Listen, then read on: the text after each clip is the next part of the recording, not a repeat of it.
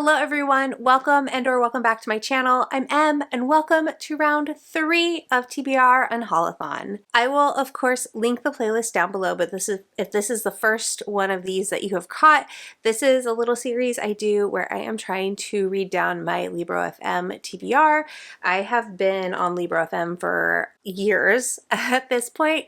I have been a bookseller for 7 years, 8 years. Well, let me clarify. I was a bookseller for 4 years, and then I have been a social media manager for an independent bookstore for the remainder years. Don't make me math. And I have a lot of audiobooks, and I need a way to read them down. So I randomly pick 4 to 5 books. I've previously done 5 books. Given that this is currently the week of Thanksgiving, I'm only doing 4, plus one of them is a chunker, so I'm cutting myself some slack. Anyways, the idea for this video is that I'm going to have 4 titles, and I am going to be very quickly deciding if I'm going to DNF them or if I am going to continue them. This is a ruthless DNF series. No excuses. I let the rules slide around in round 2. And we're not doing that in round 3. We're back to the basics where it's quick, dirty, get it in, get out, get done, slash that TBR, whatever, through whatever means necessary. I have physical copies of the books that I am going to be listening to just because that is how it is working for me right now to be consuming books. So I have my stack of 4. I bet you can see why there's only 4 books in this episode instead of 5. So I am going to also be tackling some series, which will feel good too.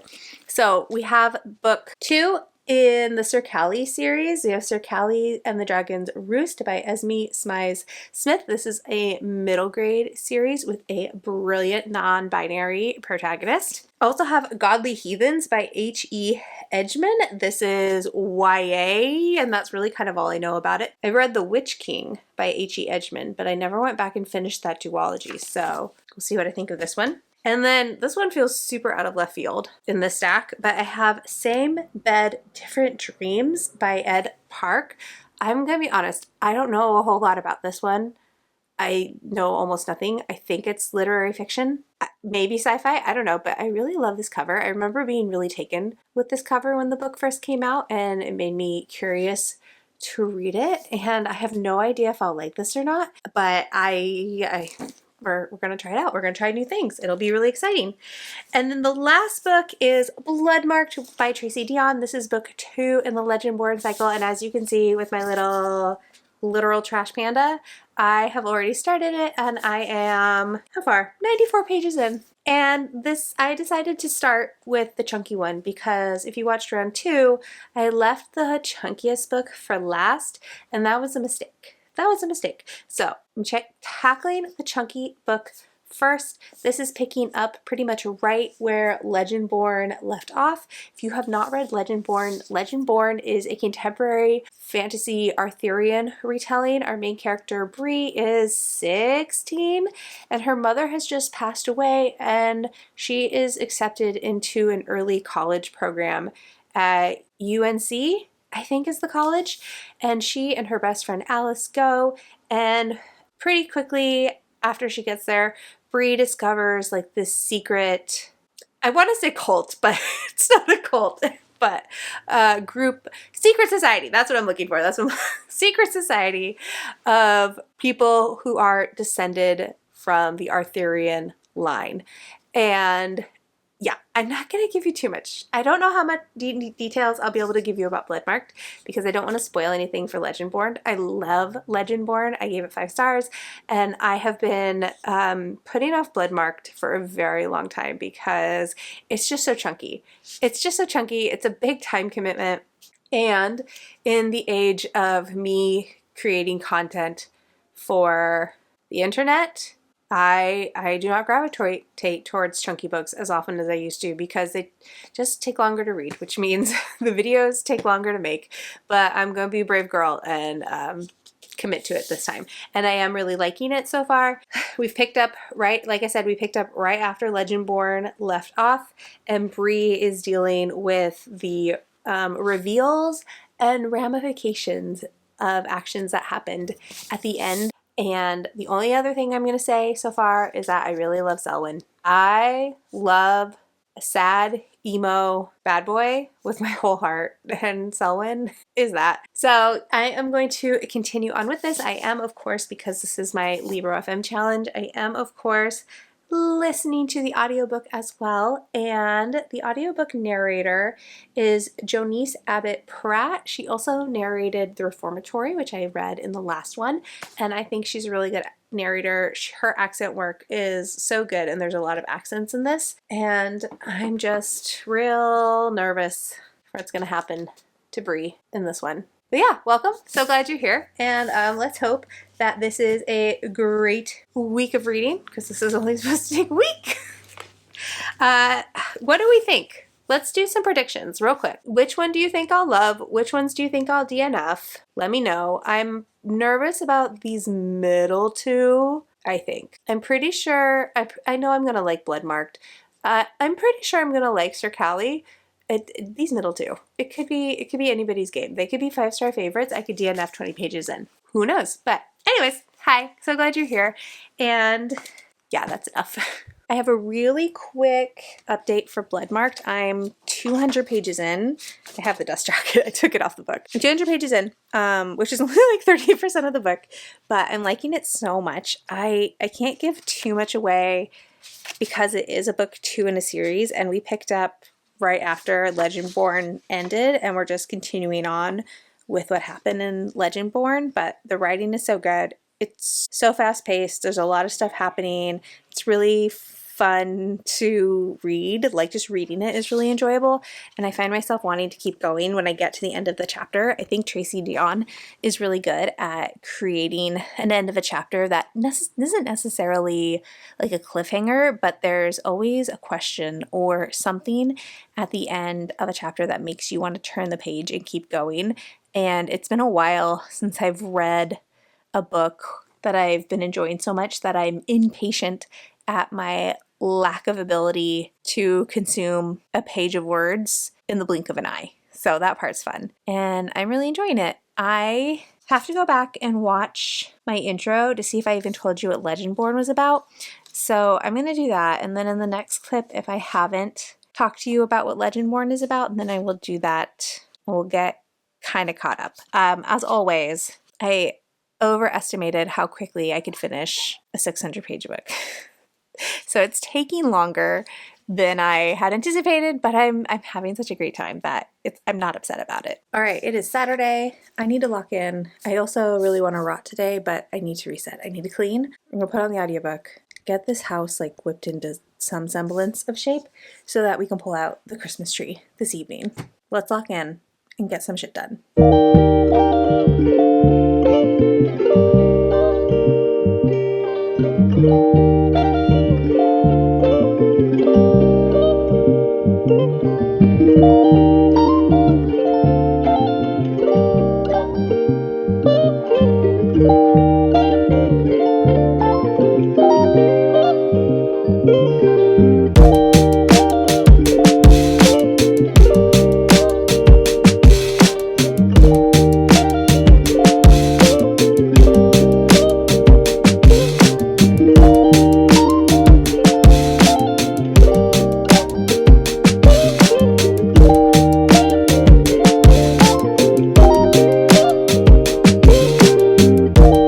This mountain of laundry behind me just waiting to be done, but I'm so tired. It's Sunday after Thanksgiving, and I've had the last 5 days off of work, and the Sunday scaries are hitting so hard, as is Bloodmarked. Like, I have 150 pages left, something like that, and I don't want to go to work tomorrow. I want to stay home and finish this book.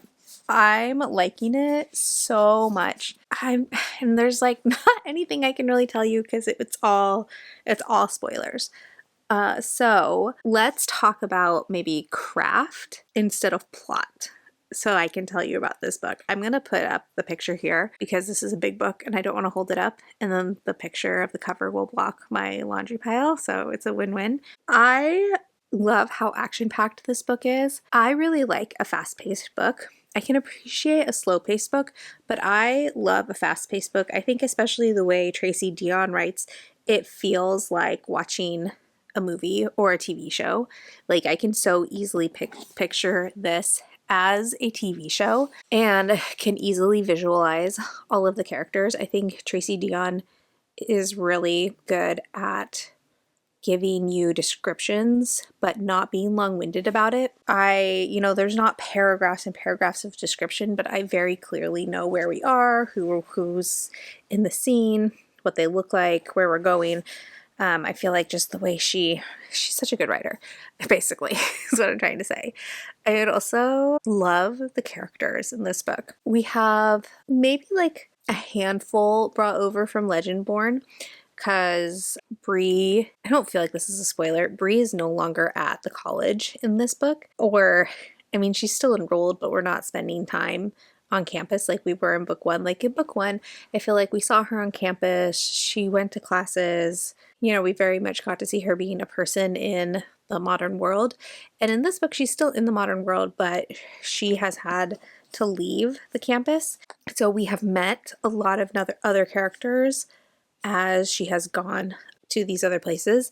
And obviously the bad guys are all like total asshats and I hate all of them.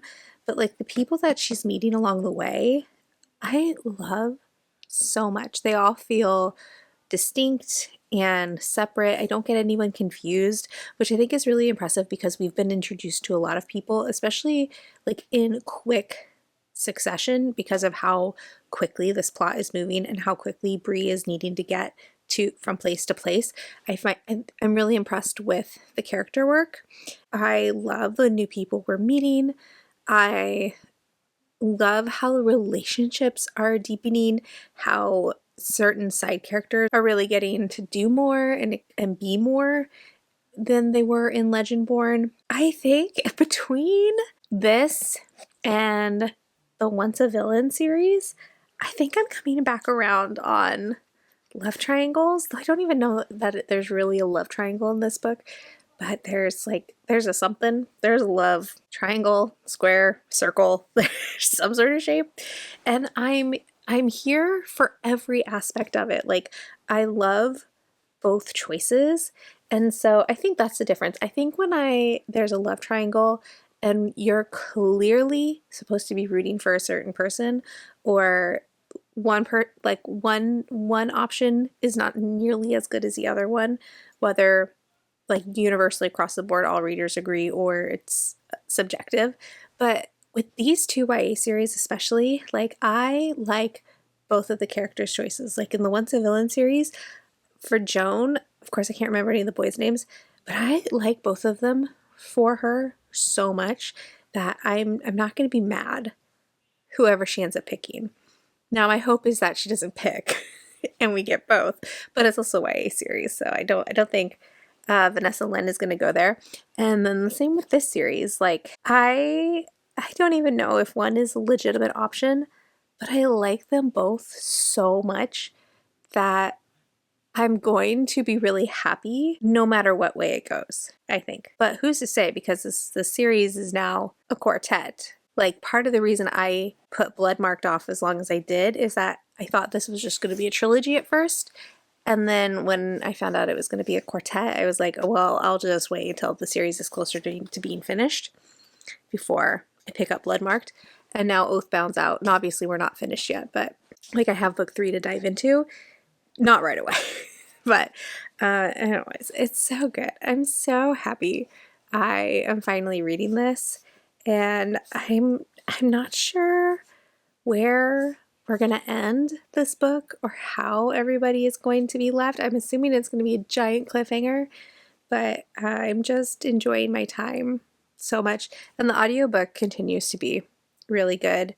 I love this narrator. Her accent work is so good, and all the Celtic words, listening to her pronounce them is great. She sounds like she nails it. I mean, I have no expertise in Celt or Welsh or how to pronounce any of these old English words, but it sounds like she's doing a great job, so I'm going to assume that she's doing them justice. Anyways, that is my update. Hopefully tomorrow I will be finishing this and then I can give you my final review and dive into the next one. I finished Bloodmarked this morning and I wish I could have updated you right after I finished it because I was so shooketh, as the youths say. I loved this so much. Obviously, it's 5 stars. The ending was, so much happened. So much happened at the end. We got what the title meant. There were reveals. There were some realizations and coming to terms with things and figuring things out. And just, it was so nonstop, jam-packed for like, I mean, the whole book, honestly, but that last 150 pages, we were getting so much information and Bree was finding out so many things. It's just such a good ending.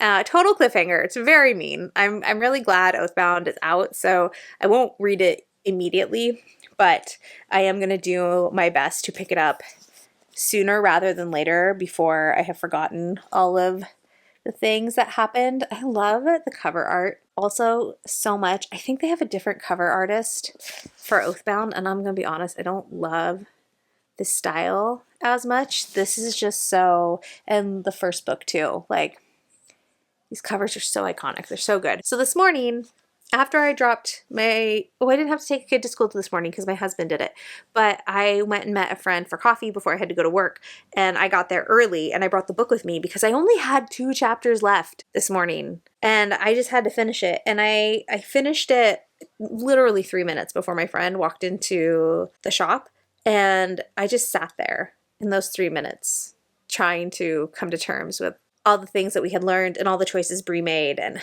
it's just so good. I also highly recommend Tracy Deonn's author notes. They're so good for both Legendborn and this one, and I just learn so much in these books and have such a good time, and I'm just rooting for Bree so hard. I just love her, and I love Selwyn. And I love Nick. I love everybody except for the bad guys. All those racist assholes can go jump in a hole, but my babies, I love them. So now I have to move on. I'm not quite sure what I want to pick next. I do want to keep Sir Callie for last because I kind of want to space out the sequels.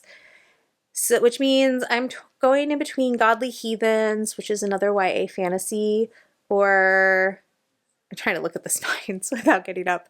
Same Bed, Different Universe. I'm leaning towards that one for a couple of reasons. One, I think it's like literary, maybe sci-fi, but definitely literary, so it'll be a total tone shift. And it's one of the ones that I am uncertain of, so I think like out of the 4, it's the one that has the highest probability of being DNF'd, so I kind of want to try it now. And then if I DNF it, it's out of the way quickly. And it is also another longer audiobook. I think it's like 16 hours on audio. And this was like 20 hours on audio. So it's definitely another time commitment. I got such chunky books this go around. But yeah, I think that's what I'm going to do. And I need to go download the audiobook. I'm hoping I love it. Well, I don't know. I can never tell when I do this series if I want to love everything or if I want to hate and DNF everything. One obviously requires a lot more of a time investment than the other, but the second one definitely makes my life easier to just DNF books. I think that's going to be the plan. However, I need to wash my hair, but I have one more round of classes this afternoon, so I'm not really going to get too much progress in today, but hopefully I'll have something to come back and talk to you about in the next couple of days. Okay, my suspicions are being confirmed, and I think I'm gonna DNF Same Bed, Different Dreams. It's not bad, but I'm 88 pages in, and this is doing a lot, and I don't know that I'm interested enough, that I have enough buy-in to keep going. We have 3 different, not points of view, but like 3 different timelines going. We have this author who works for this organization. Oh, it's a tech behemoth called Gloat. And he goes to this party at a restaurant with a bunch of people that he knows professionally. And he ends up somehow getting a copy of this unpublished manuscript. And then we're also in the manuscript, like the book in that book, which is a alternate history of the forming of the KPG? Yeah, KPG. And so we have that, and then we have another one that I'm not quite sure what's going on, like one in 2016, which seems like there's some sort of like time travel element. I don't know. You know, the publisher says this is raucously funny, and I think this might lean into satire. And I know from personal experience that even though I don't like earnest books, which I've said so before, I am a very earnest person. And so satire doesn't really hit for me because I take things that the books are saying so seriously or at face value that satire usually misses the mark because I don't get the joke because I'm taking it too seriously. So there's that. But like it's not bad by any means. It's just very literary. I think if you are like a Simon Jimenez fan, because I think these are going to be more vignette-y, like these 3 different sections until they're not, until they like cross paths, and then it will all make sense, because it was reminding me a little bit of The Vanished Birds in that respect, though I think The Vanished Birds, like I think the writing is prettier and the character work is a lot better. These characters all feel very flat. Like I don't think the characters are the point of this book, and I'm a very character-driven reader, so if I don't have somebody to anchor to, then it's hard for me to really buy in on the book. So I did give it a good try, because I was kind of hoping, I read Trust within the last year, and that's already also literary fiction and historical, and I wasn't sure if I would like it, and I ended up really liking it. I thought it was really well done, really well executed, and very interesting, and so I was kind of hoping I would have a similar experience with Same Bed, Different Dreams, but it just hasn't grabbed my attention the way Trust did. So I'm gonna be ruthless, I'm gonna DNF so I can move on to something else. My least favorite thing about when it starts to get cold is that once I get to a certain level of cold, the only way I can get warm again is to take a shower. And I think I'm at that level of cold. Like this is so dramatic, but I feel like I can feel it in my bones. Like my legs and my fingers are so cold that I can literally feel it in my bones. I mean, not literally, but it feels like it can. So I need to go take a shower so I can be warm again. I'm realizing how exhausting, or remembering how exhausting the winter is just because of being cold all the time. And it's not even really winter yet. It's like early December. It's gonna get so much colder. Anyways, I started Godly Heathens, and I think I mentioned it that I have read an H.E. Edgmon before. I read their debut, his debut, and I liked it, but I had forgotten how self-obsessed his main characters can be, and this one is just as obsessed. Jem Eccles, our main character, is a non-binary trans mask child, teen, youth. How old can I make myself sound? Living in this really small town in Georgia, and their best friend lives like 2,000 miles away in New York City, and they are struggling in a lot of ways, like a lot of really heavy ways. It opens with Jem having this dream that was really weird, where I was like, I almost DNF'd just in that first chapter because I was like, I don't know what we're doing, but I don't like it. And it turns out to be a dream. And then that day at school in this really small town, there are 2 new girls at school who both approach Jem, have a conversation with them, and then one of those girls tries to kill Jem, and the other rescues them. And Jem comes to find out that they are a god, or like a reincarnation of a god. Yeah, reincarnated god. And the god that Jem is a reincarnation of has made a lot of enemies. So I think we're gonna go from there. And it's weird. I kind of find Jem insufferable in a lot of ways, and I kind of don't want to be following them because they are very self-obsessed, selfish, self-centered, not the best person.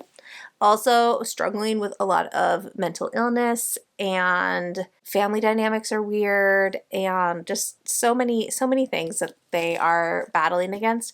But just the way they talk in their POV, and it's first person POV, they break the fourth wall a lot. And I remembered this from Edgmon's debut as well. And I just kind of hate it, but I'm also kind of sucked in and want to know what's going to happen. So I don't know. It's a weird reading experience of like low-key hating it, but also low-key being like, what's going to happen next though? You know, it's like that kombucha lady meme.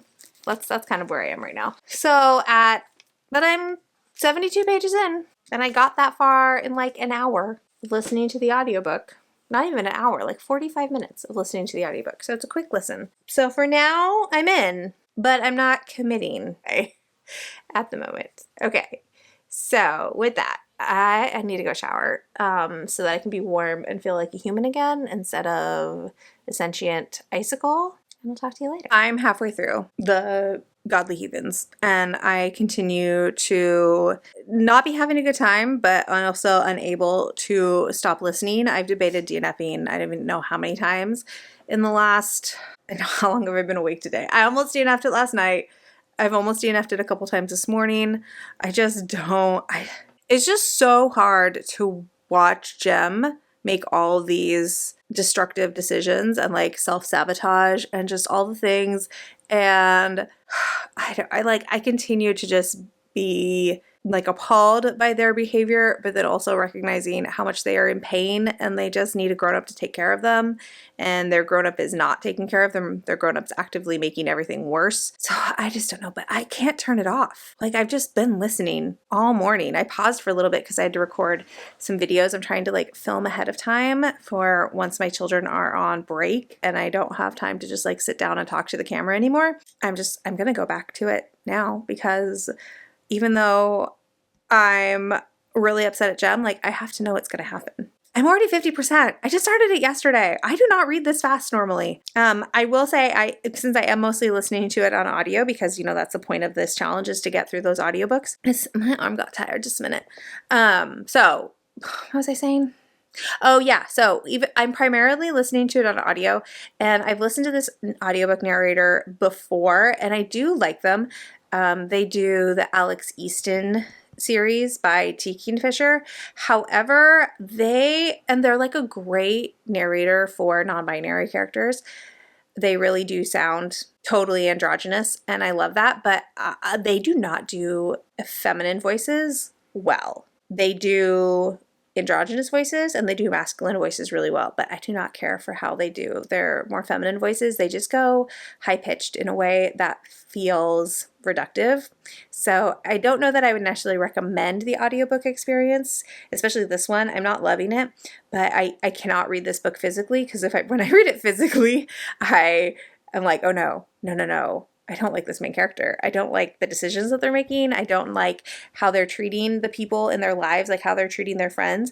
I just think H.E. Edgmon's main characters are just so selfish, and they are not good. Excuse you. Oh. That person needs attention. If you had seen what their car looked like when they drove by, you would agree with me. Anyways, what was I saying? Oh, I just don't like their main characters. They're so selfish, and they're not good to their friends, and they aren't good friends. And I recognize, and it's YA, and like, yeah, teenagers are self-involved, but like, I don't like books where the main characters aren't good friends. I don't like it in YA books. I don't like it in adult books, especially when the friends are so good to the main character and it's never reciprocated. And I just am like, I just want to sit down with the friends and be like, hey, you deserve better. You know? Okay. I'm going to go back to reading and putting down my camera, since apparently it's so heavy today. First of all, I did finish Godly Heathens yesterday. I read this book in like just over 24 hours. It's wild. However, I am waffling between like a 3.5 and a 4. I think I've settled on like a 3.75 for now, just kind of splitting the distance, because like I read this really fast. I was hooked. I did want to know what was going on. Like, my intrigue was high, even if I really struggle with how Edgmon writes his main characters. And also, I remembered this from reading The Witch King, because I've read The Witch King, but I haven't read The Fake Keeper, which is the second book in that duology. But the endings are kind of the same, where Edgmon doesn't wrap anything up. He just ends it, like right in the middle of the action. So they're really like, these duologies are really just like one giant book. And again, I don't really want to read the sequel, even though like I obviously compulsively read this one. I don't know that I'm invested enough to go on to the sequel, mostly because Gem was just really exhausting to read from. I do always like Edgmon's secondary characters though, but Gem's friends are all like really good at like calling them out on their bullshit. And I love like the wide range of representation and diversity that he has in his books. I also like, this book takes place in Georgia, and I really like how Edgmon treats the South. Like the South, I think, gets this bad rap for just being full of like pro-Confederate, racist, small-minded people, and that's not the case. Like there's a wide range of beliefs and identities in the Southern United States, and I like how Edgmon writes being in Georgia in this book, like that there are a wide range of people. There are just as many gay people in the South as there is in the North, just they're maybe not as loud about their gayness or their queerness, and maybe they're just not, there's not as many of them are out as there are in the North. But like those people exist. Like people, there's you know, people contain multitudes. So I liked that you could see he has a lot of fondness for the South, but also is aware of the faults of the South. So I liked that there was both a love and constructive critique of this place that he's obviously from in real life and has a lot of affection for. So anyways, I liked that. There's a lot of things I liked. I just, the self-centeredness and selfishness of the main character was really hard because they made a lot of decisions that hurt a lot of their friends and the people that they cared about, because they didn't take a second to think about how their actions were going to affect other people. And I know these books have a readership, and I'm so glad that these books exist, because I would never say that this is a bad book. Obviously, if I finished it in 24 hours, I don't read books I don't like that fast. They're just elements that I struggle with, but I think that's just part of how Edgmon crafts a story, and it's okay that that doesn't quite work for me, because there's a lot of YA authors where the way they craft a story does work for me. All right, so moving on, I then started Sir Callie and the Dragon's Roost, but this is book 2 in this series. The first book is Sir Callie and the Champions of Helston, and this is about Callie, who is a non-binary kid, and they really want to be a knight, but Helston, this kingdom, has really strict rules about who can do what based on their perceived gender, and Callie is perceived as a girl, and girls are not allowed to train to be knights, and boys are not allowed to do something magic, but magic is also treated as like something weird, like not weird, but like suspicious. Like magic is viewed with fear and suspicion, so people aren't really allowed to practice it. But Callie perseveres and goes and becomes a page at the palace and meets some friends and proceeds about their goal, about achieving their goals. Like if you've read Alana by Tamora Pierce, like this is, I think, somebody wants a similar story but written more contemporarily, with more contemporary words used for being like gender fluid and non-binary, because while Alana is a fantastic series, like Tamora Pierce did not have the words in the 80s to properly describe how Alana feels about being a girl. And so this is more updated language, and the representation is great.